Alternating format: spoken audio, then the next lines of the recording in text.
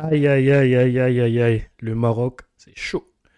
Bonjour à tous, j'espère que vous allez bien. Bienvenue sur Ivory Sport Talk, le podcast préféré, ton podcast préféré avec ton podcasteur préféré, le podcast du sport ivoirien en mode Cannes 2025 au Maroc.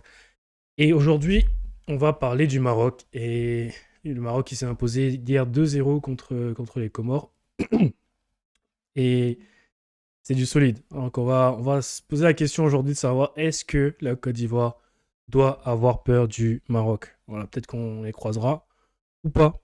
Mais voilà, vu qu'il y a un objectif qui a été réaffirmé récemment par le président de la fédération, par le coach et par les joueurs, l'objectif c'est de gagner. Et donc peut-être que sur la route de la victoire, on croisera le Maroc.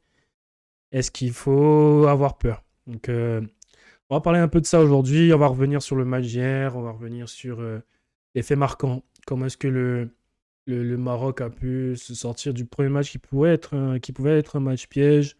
On va parler un peu des stats, de la tactique de l'entraîneur, des faits. Parce qu'il y a quelques points aussi notables à garder en tête.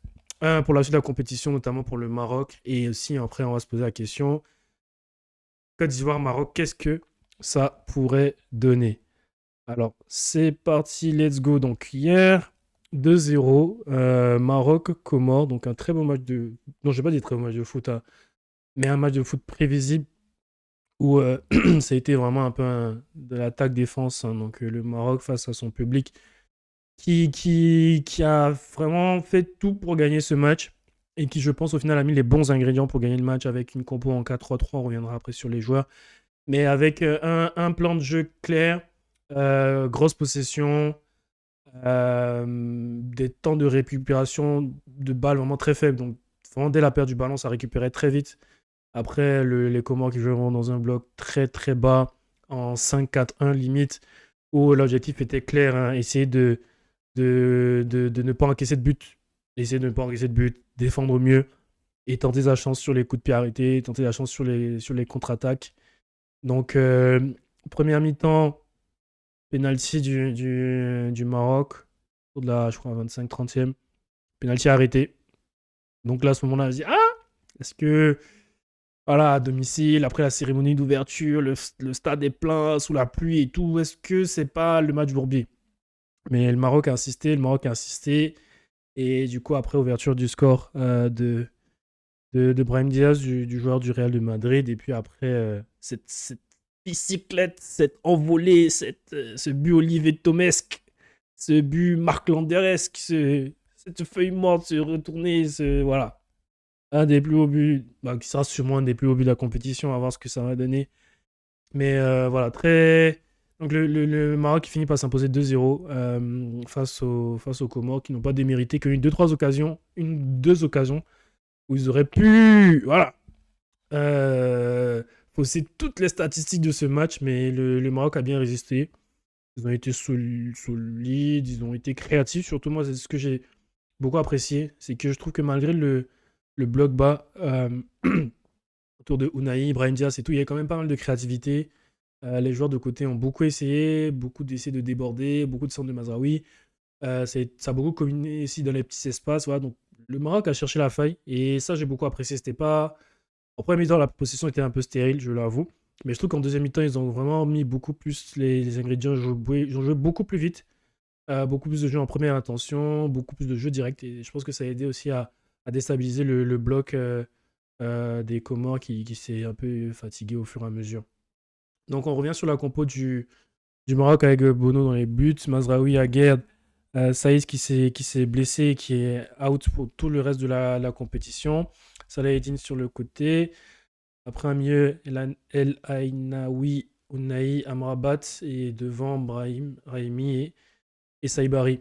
Euh, Compo logique, hein, je pense que c'est 11 types peut-être, on peut se dire, du Maroc, peut-être avec l'entrée de El Karabi qui a marqué et qui a un peu changé les choses, mais le 11 est cohérent. Comme j'ai dit, moi je trouvais beaucoup de créativité, surtout au niveau de El Ainaoui, Unai et Brahim Diaz qui ont vraiment. En vrai, quand tu es face à un bloc bas, on dit qu'il faut étirer le bloc, qu'il faut essayer de faire des changements de côté assez rapides pour pouvoir avoir plus d'espace. Mais je trouve que le Maroc a énormément joué en première mi-temps, énormément joué dans le cœur du jeu. Et après, en deuxième mi-temps, c'est aller un peu plus sur les côtés, mais et beaucoup plus de combinaisons. Et je pense que ça a aidé énormément, comme je disais, à mettre un peu plus de pression sur les Comores qui, au fur et à mesure, bah, à force de courir dans le vide, à force de courir dans le vide aussi, ont eu un peu moins de lucidité, un peu plus de fatigue. Et c'est de là aussi qu'est venu le premier but, hein. C'est un long centre remis, il revient. Et après, dans l'axe, bah, il y a de la présence dans la surface, chose qu'il n'y avait pas en première mi-temps. Et le coach du Maroc est revenu dessus. Il y a eu beaucoup plus de présence dans la surface en seconde mi-temps. Et les chiffres le témoignent. On va revenir sur les chiffres de cette rencontre. Donc, 70% de possession de balle, c'est énorme. 30% seulement pour le Comore qui n'a quasiment pas vu le ballon du match. 16 tirs à 4. Bon, à peu près 2 grosses occasions de chaque côté, hein, au final, parce que voilà, la possession ne justifie pas tout. J'avais fait une stat aussi pendant que je regardais le match. Je sais plus combien de centres le Maroc a tenté, mais c'était incroyable. Ils ont tenté énormément, énormément de centres. Quelle autre stat très intéressante ici? 40 ballons touchés dans la surface pour le Maroc contre 2 pour les Comores deux qui ont déboulé sur 2 occasions, hein. Et nombre de passes, 650 passes contre 300 à peu près pour les Comores. Voilà, 30 centres à 4. Ouais, c'était ça la stat, 30 centres à 4, c'est énorme. Énormément de fautes aussi dans le match. Et voilà, bon.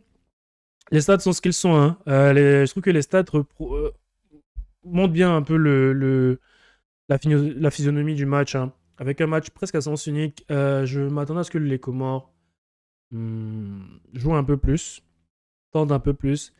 Mais c'était compliqué parce que le milieu du terrain du Maroc a été très fort. Euh, Amrabat a encore fait un gros match, énormément de ballons récupérés. Euh, Beaucoup de temps de possession du Maroc, comme j'ai dit, pas mal de possessions stériles, mais c'est des possessions qui ont un peu ébranlé, un peu fatigué l'adversaire parce que je trouve que enfin, la possession est quand même assez de rythme. Comme je disais, Unai et Brahim Diaz ont essayé de mettre énormément de rythme dans cette rencontre. Beaucoup de transversales, beaucoup de centres, comme on a dit, 40 centres. C'est énorme. Les coups de pied arrêtés n'ont pas été forcément très bien gérés, il faut le dire. Mais le Maroc a pu se sortir de cette situation qui aurait pu vraiment ressembler à un match piège. Surtout sur la grosse occasion des Comores avec le déboulé sur le côté droit du joueur, avec la mésentente au niveau de la touche. Et passement de jambes, et voilà, la frappe trop écrasée. Mais imaginez, il y aurait eu but à ce moment, il a fait 1-1.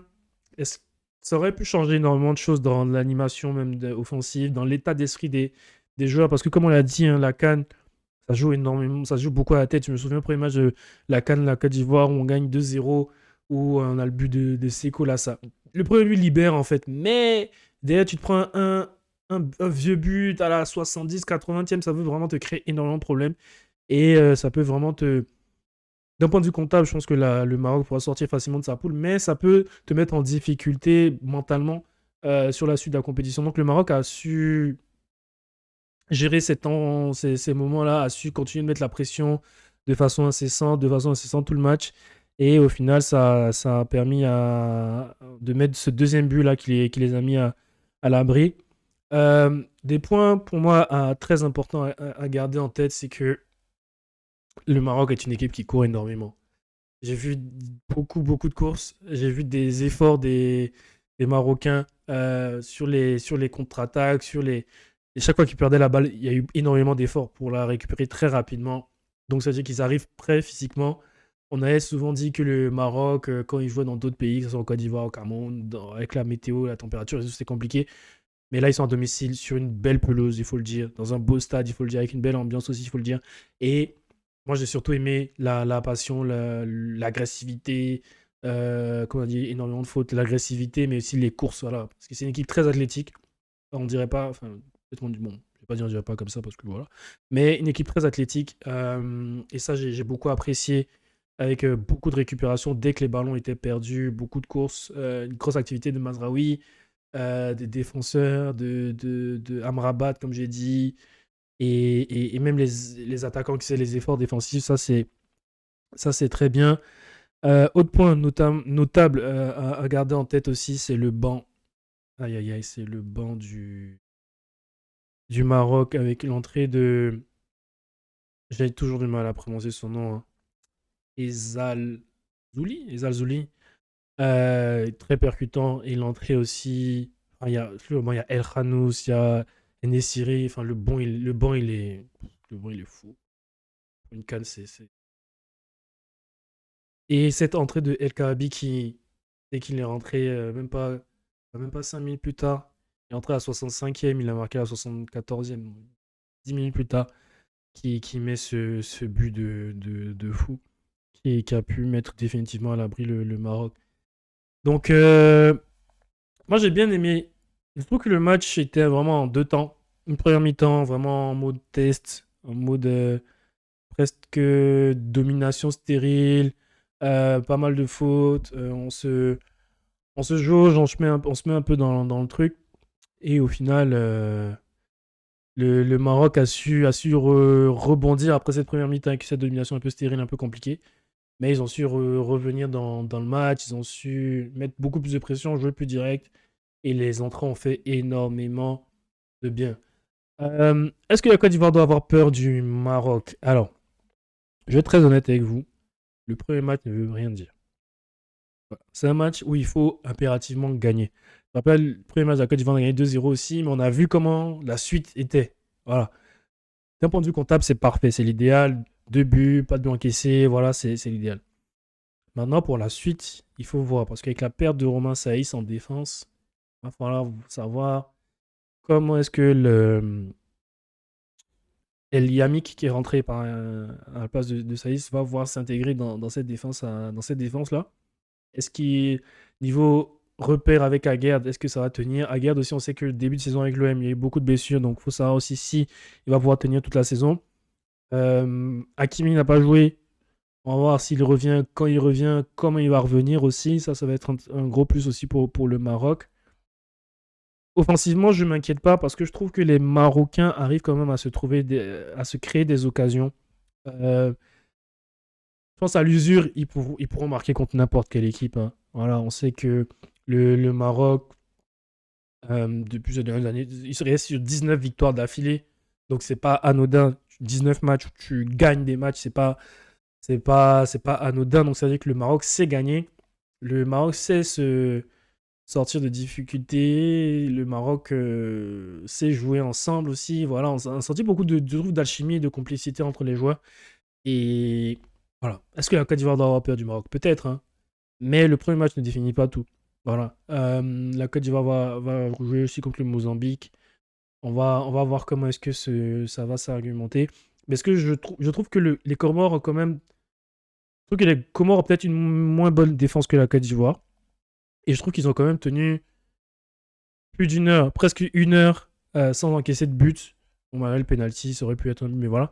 Plus d'une heure sans encaisser de but. Et je trouve que la défense de la Côte d'Ivoire est très solide. Donc je pense que la défense de la Côte d'Ivoire pourra s'en sortir face à ça. Ma seule crainte, c'est surtout sur le milieu de terrain, sur le côté athlétique du milieu de terrain et la créativité du milieu de terrain du Maroc. Après, vous me direz que Kessié, Sangaré, la troisième personne qui sera dans ce milieu de terrain, euh, devront quand même élever le standard physique pour moi. Voilà. C'est pour ça que je pense que ça peut être très bien d'avoir Oulaye au milieu. Mais à voir comment on va jouer les premiers matchs et voir comment est-ce que la suite va s'argumenter. Mais voilà. Il va falloir être solide en défense et il va falloir très bien gérer aussi les transitions. Voilà, parce que les seules occasions de commencer en transition, est-ce que toutes les équipes vont jouer comme ça contre le Maroc? Est-ce qu'ils ont essayé d'aller un peu les chercher, mais dès que les défenseurs arrivaient à passer le premier rideau, c'était un peu fini. Donc, est-ce que les équipes vont tout le temps jouer comme ça contre le Maroc ou ils vont essayer d'aller les chercher avec un gros pressing? Je prends un exemple du Bayern contre Chelsea, contre le PSG, où tu fais un gros pressing où tu vas les chercher dès le niveau du gardien, où tu t'empêches tu les empêches de trouver les latéraux. Voilà, est-ce qu'Amrabat sous pression, il va pouvoir s'en sortir? Voilà, on sait qu'il y a pas mal de questions à se poser, mais je pense qu'il y a le pour l'instant, de l'échantillon qu'on a du premier match, le Maroc apparaît comme une équipe, comme l'équipe qu'elle a toujours été, en fait. Je trouve qu'elle n'a pas renié ses principes de jeu, elle a fait ce qu'elle sait faire. Donc, à voir comment est-ce que les adversaires vont s'adapter. Mais vu la perte de Saïs, l'absence d'Hakimi, Mazraoui est un défenseur très athlétique, très rapide, très dur. Mais en termes de positionnement, pour regarder pas mal de matchs de United, en termes de positionnement, parfois il peut avoir quelques sauts de concentration qui peuvent un peu lui créer des problèmes. Après, voilà, après aussi, le Maroc n'a pas été à défaut, n'a pas été mis à défaut défensivement. Donc, il n'y a eu que 2 actions, il n'y a pas eu une grosse pression. Donc, à voir comment est-ce qu'ils réagissent aussi à la pression. Je pense que c'est le maître mot pour moi pour battre le Maroc, là. C'est la pression. Pression, pression, pression. Et au final, ça va être un rapport de force entre ce que les adversaires ont à proposer. Et voilà. Donc, à voir ce que la Côte d'Ivoire pourra proposer. Un 2-4-3-3 face à face. En termes de latéraux, c'est solide de notre côté aussi. Peut-être que Amad Diallo, Yann Dumandé, voilà, ça va être des rapports de force, quoi. Ça va être ailier contre latéraux, ça va être l'impact au milieu, ça va être le rapport de force au milieu, comment est-ce que les milieux de terrain vont pouvoir se jauger d'un point de vue athlétique, qu'est-ce qui va primer, et comment est-ce que la Côte d'Ivoire va vouloir, si on joue contre le Maroc, va vouloir plutôt attendre, un peu comme les Comores et jouer tout en transition, ou aller les chercher pour aussi accepter avoir quelques espaces dans le dos et compter vraiment sur la vitesse de nos latéraux et la solidité de Ndika et de Kosunu qui sont deux, enfin Ndika un peu moins, mais Kosunu qui est un défenseur très rapide aussi. Donc à voir. Alors, en tout cas, gros match du Maroc qui réussit son entrée en jeu, euh, qui va pouvoir aborder sereinement la suite de la compétition. Donc en tout cas, le premier match ne veut rien dire. Je trouve qu'il y a quand même pas mal de similitudes entre le premier match du Maroc et celui de la Côte d'Ivoire l'an dernier. Donc, but 1-0, des petites occasions par-ci par-là, bloc bas de l'adversaire. Et puis après, je me souviens que Crasso a mis une sorte de reprise volée, un peu truc. Voilà, là, il a retourné. Voilà, donc on attend de voir le prochain match du Maroc. Mais je pense que, de ce que j'ai je pense que la Côte d'Ivoire, dans un match, en une confrontation directe contre le Maroc, a ses chances. Tout dépendra de l'animation, enfin, de ce que tu veux comme plan de jeu, surtout. Mais je pense qu'en termes de joueurs, en termes d'explosivité sur les côtés et de robustesse, on va dire, dans l'entrejeu, on a les moyens de les mettre à mal. Parce que voilà, on a appris à jouer sans le ballon. Et ça, c'est une des grosses forces maintenant de la Côte d'Ivoire. On a appris à jouer sans le ballon. Et on a appris à devenir aussi une équipe clutch voilà, qui peut, dans les dernières minutes, s'en sortir d'un match compliqué, qui sait garder un score, qui sait jouer avec un bloc compact. Et voilà, je pense que ça peut aider si on joue contre une équipe, contre le Maroc, qui a la possession, qui a des ailiers, des latéraux rapides et qui a de la créativité au milieu de terrain. Voilà. Je pense que c'est ça qui nous manque en Côte d'Ivoire par rapport au Maroc, c'est la créativité au milieu de terrain. Dans des joueurs de milieu de terrain athlétiques, qui savent se projeter et tout, mais en termes de standard technique, je trouve que le Maroc, c'est très, très, très élevé, en tout cas, sur la base du match d'hier. Donc, donnez-moi votre avis. Est-ce que la Côte d'Ivoire doit avoir peur du Maroc et imposer 2-0 contre les Comores qui n'ont pas démérité, mais qui ont fait le match qu'ils pouvaient faire avec les armes qu'ils avaient. Donc, voilà, on se retrouve très bientôt pour un nouvel épisode d'Avoy Sports Talk. Voilà. N'hésitez pas à n'oubliez pas, n'oubliez pas, abonnez-vous, likez, partagez, commentez. Voilà, on discute et puis voilà, on est ensemble. À bientôt les gars, ciao.